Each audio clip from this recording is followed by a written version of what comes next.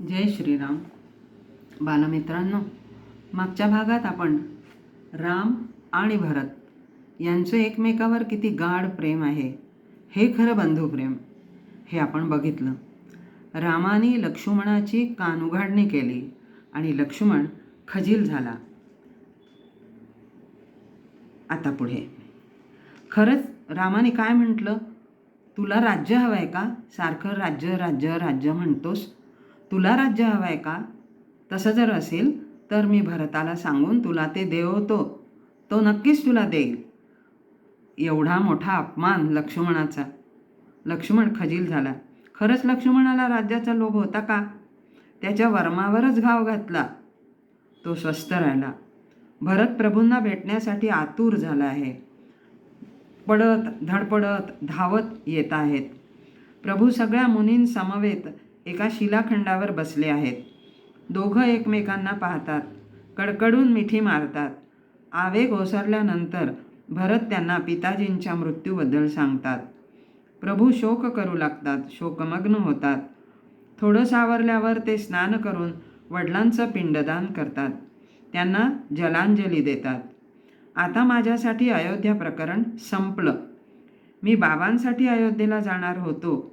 आता बाबाच तिथे नाहीत तर मी अयोध्येला जाऊन काय करणार? मी आता अयोध्येला जाणार नाही, असं म्हणून ते बाबा म्हणून टाहो फोडतात. तेवढ्यात वसिष्ठ आणि तीनही माता तिथे येऊन पोचतात. प्रभू त्यांना साष्टांग दंडवत घालतात. लक्ष्मण खजील झालेला आहे. भरत लक्ष्मण एकमेकांची माफी मागतात. रामाचं मन वळवण्याचे प्रयत्न. प्रभूचं अशौच म्हणजे सुतूक फिटल्यानंतर सभा सुरू झाली.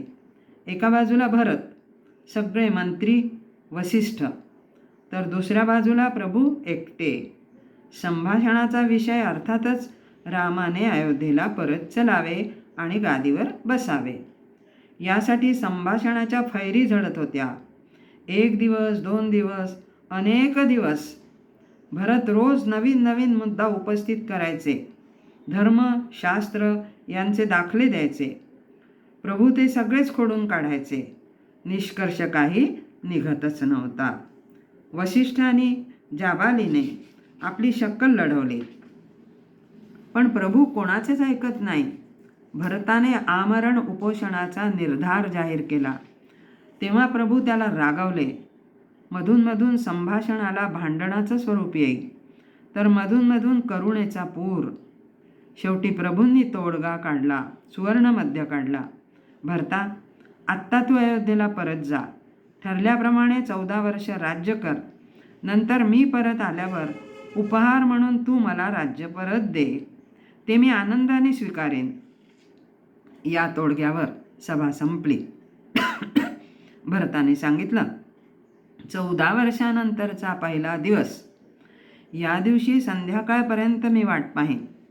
तुम्ही आला नाही तर मी अग्निकाष्ठ भक्षण करीन. यानंतर भरताने प्रभूंना सुवर्ण पादुका घालायला लावल्या, ज्या त्यांनी अयोध्येहून करून आणल्या होत्या. त्या प्रसादी पादुका मस्तकी धारण केल्या. सगळे अयोध्येकडे परत निघाले. त्या पादुका विशिष्ट हत्तीच्या अंबारीत ठेवण्यात आल्या. भरत हातात चौऱ्या घेऊन पादुकांची सेवा करतात. अयोध्येत आल्यावर पादुका घेऊन भरत नंदीग्रामला आले. पादुकांचा राज्याभिषेक होऊन प्रतिष्ठापना झाली. भरतासाठी एक पर्णकुटी बांधण्यात आली. जटावल्कल धारण केलेला भरत गवताच्या आसनावर निजे, कंदमुळं खाई. अखंड पादुकांचं पूजन, प्रभूंचं नामस्मरण, पादुकांची आज्ञा घेऊन राज्यकारभार. रामलक्ष्मण परिस्थितीनुसार जे करत होते, भरत राजलक्ष्मीच्या सान्निध्यात राहून तेच करत होते. इथे उर्मिला आणि मांडवी यांचा विषय निघतो. उर्मिलेचा निरोपही न घेता लक्ष्मण रामाबरोबर गेला. आता 14 वर्षांसाठी दोघांची ताटातूट मान्य केली गेली.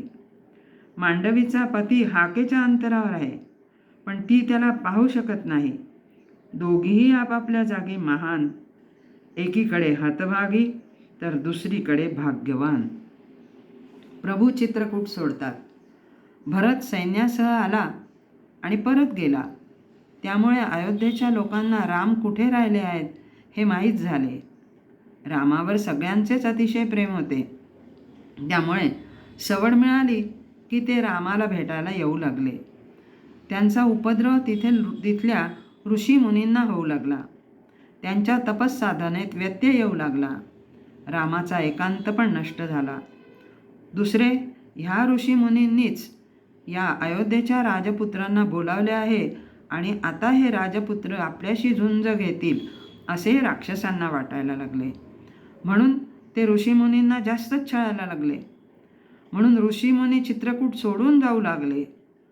म्हणजे सगळा गोंधळ माजला. रामाने विचार केला, माझ्या येण्यामुळे ऋषीमुनींना त्रासच झाला. मी तर त्यांची सेवा करायला आलो होतो, पण झालं उलटंच. म्हणून मी आता इथे राहता कामा नये. आता प्रभू दंडकारण्याकडे प्रस्थान करतात. चित्रकूट ते पंचवटी या प्रवासात प्रभू पुढे, मध्ये सीतामाई, मागे लक्ष्मण असा क्रम होता. ते अत्री ऋषींच्या आश्रमात आले. दिवसभर प्रवास आणि रात्री आश्रमात मुक्काम असा त्यांचा दिनक्रम होता. येथे सती अनसूया आणि भगवती जानकी यांची भेट झाली. अनसूया मातेने मुलीप्रमाणे तिचं माहेरपण केलं. मौल्यवान उपदेश केला आणि मौल्यवान अलंकार दिले. विराट राक्षसाचा वध. चालत असताना हा राक्षस झाडावर चढला आणि त्याने सीतेला उचलले आणि तो धावत सुटला. प्रभू किंवा लक्ष्मण त्याच्यावर बाण रोखीत तेव्हा तो सीतेचा ढालीसारखा उपयोग करे. त्यामुळे बाण मारता येईना. शेवटी दोघांनी पळत जाऊन त्याला धरले. शस्त्रांनी त्याला मारले, पण त्याच्यावर काहीच परिणाम होईना. मग प्रभूंनी त्याला खाली पाडले. त्याच्या गळ्यावर पाय रोवून उभे राहिले. लक्ष्मणाने खोल खड्डा खणला. दोघांनी मिळून त्याला जिवंत पुरले. तेव्हा तो संपला. वनवास काय असतो हे जानकीला आत्ता समजले. हेच त्यांनी अयोध्येला तिला परोपरीने सांगितले होते, पण तेव्हा त्याची जाणीव तिला झाली नव्हती. ती आज झाली. यानंतर प्रभू शरभंग मुनींच्या आश्रमात गेले. शरभंग मुनी प्रभूंची वाटच पाहत होते. माझ्या अंतकाळी माझा भगवंत माझ्यासमोर असावा अशी त्यांची इच्छा होती. रामांना पाहून त्यांना खूप आनंद झाला. प्रभूच्या समोर त्यांनी अग्नी प्रवेश केला. यानंतर प्रभू सुतीक्ष्ण मुनींच्या आश्रमात आले. हे अगस्ती मुनींचे शिष्य, भगवत भक्त. असे करत करत प्रभूंचा प्रवास चालू आहे. कुठे 1 दिवस, कुठे आठवडा, कुठे 1 महिना, तर कुठे 8-10 महिने वास्तव्य करत करत प्रभू पुढे पुढे चालले आहेत. वाटेने चालताना हे तिघं विविध विषयांवर चर्चा करीत होते. भगवती जानकीचा प्रश्न. जानकी प्रभूंना विचारते, तुम्ही तपस्वी झाला आहात तर हे धनुष्य कशासाठी? हा तर विरोधाभास आहे ना. प्रभूंनी तिला समजवण्याचा खूप प्रयत्न केला, पण तिला ते पटेच ना. मग चालता चालता एक मोठं टेकाड दिसलं. प्रभूंनी विचारलं, ते काय दिसतंय? ती लहानशी टेकडी आहे. कशाची? आता टेकडी कशाची असणार? दगड आणि मातीची. प्रभू म्हणाले, जरा जवळ जाऊन बघ. जवळ गेल्यावर जानकी एकदम किंचाळली, कारण ती टेकडी मानवी सांगाड्यांची होती. तेव्हा प्रभूंनी सांगितलं, इथले राक्षस लोक ऋषी मुनींना ठार करतात, त्यांचं रक्तमांस खाऊन टाकतात आणि सांगाडे हे असे टाकतात. त्यामुळे दहशत निर्माण होते आणि जंगलात राहणारे साधे लोक बिनबोभाट आपल्याजवळ जे काही असेल ते त्यांना देऊन टाकतात. जानकी म्हणते, या निरपराध लोकांवर हा अन्याय अत्याचार होतोय. त्यांचं रक्षण करणं राजाचं काम आहे. ते का करत नाहीत? सारे क्षत्रिय संपले का? तेव्हा प्रभू म्हणाले,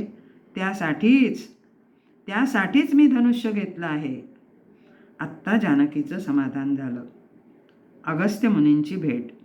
यानंतर प्रभू अगस्त्य मुनींच्या आश्रमात आले. त्यांची पत्नी लोपामुद्रा. दोघांनी प्रभूंचं स्वागत केलं. मुनी म्हणाले, मी तुझी वाटच पाहत होतो. अगस्तींनी प्रभूंना आपले शस्त्रागार दाखवले. ते प्रचंड शस्त्रागार पाहून प्रभूंना आश्चर्य वाटले. ती शस्त्र मुनींनी रामाला दिली. रावणाच्या विरोधात दंड थोपटून दक्षिणेत उतरणारा हा पहिला मुनी.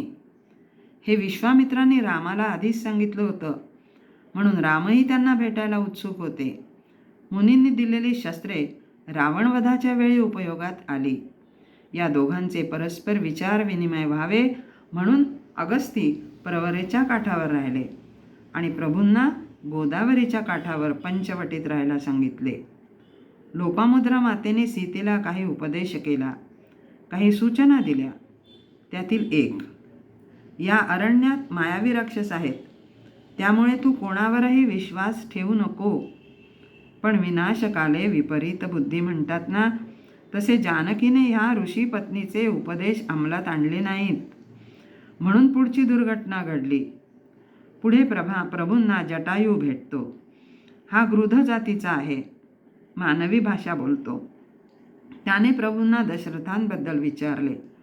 दशरथांनी त्याला एकदा संकटातून वाचवले होते.